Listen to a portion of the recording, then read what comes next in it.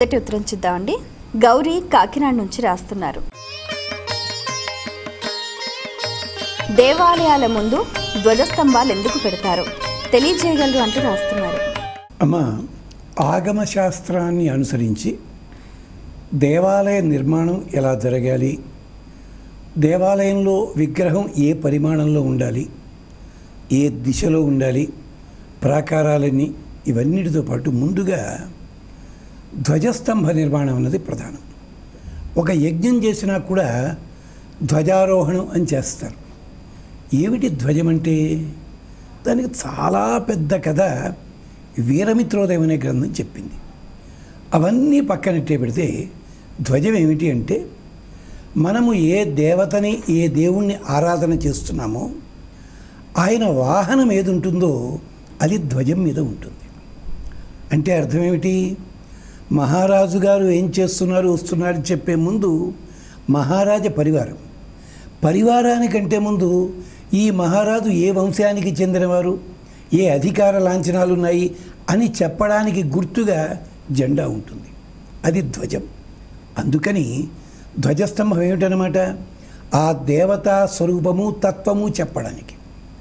విష్ణాలయంలో తీసుకున్నాం అనుకోండి, ధ్వజస్తంభాన్ని ఏమంటారు? గరుడ స్తంభం అంటారు. ఏమిటి? యామునాచార్యుల వారిని అంటారు చోట, భగవంతుడా గరుత్మంతుడు నివాస శయ్య ఆసనం ధ్వజ, ధ్వజం అయ్యాడు ఆయన.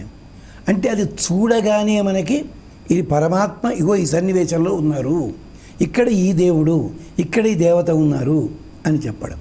అంటే ముందుగా భగవంతుడి కంటే ముందుగా మనం భగవంతుని ప్రధాన పరివారాన్ని సేవించుకోవాలి, అప్పుడు వెళ్ళాలి. అంచేతే మనకి సాధారణంగా ధ్వజస్తంభాన్ని వైష్ణవాల్లో పెట్టినప్పుడు గరుత్మంతుడు ఉంటాడు, ధ్వజస్తంభాన్ని కొంచెం అవతలకి హనుమత్ స్వామి ఉంటారు. అలాగే ఇక్కడ శివాలయాల్లో ఇది అయిన తర్వాత నందీశ్వరుడు ఉంటారు. అలాగే ధ్వజస్తంభం సుబ్రహ్మణ్యేశ్వర స్వామికి ప్రత్యేకించి కట్టిన తోట మయూర ధ్వజం పెట్టాలి, కానీ ఇక్కడ త్రిశూలాన్ని ఉంచుతుంటారు. ఇలా నియమాలు. అంటే ధ్వజస్తంభం దేనికనమాట? ఒక వైభవానికి గుర్తు, ఒక సాంప్రదాయానికి గుర్తుగా ఇతర సందర్భాల్లో దేవాలయంలో ఏంటి ఏది వాహనమో ఆ వాహనమే ధ్వజముగా ఉంటుంది. తద్వారా వారి ద్వారానే మనం స్వామిని సేవించుకోవాలి అని చెప్పి నియమము. కాబట్టే ప్రార్థనా మందిరాలకి మాత్రం ధ్వజస్తంభం ఉండదు. ధ్వజస్తంభం ఎప్పుడైతే ఉందో ఒక్కసారి మూల విరాట్ అక్కడ స్థాపించబడిన తర్వాత ఎవళ్ళు పడితే వాళ్ళు లోపలికి వెళ్ళి ముట్టుకోవడానికి ఉండదు.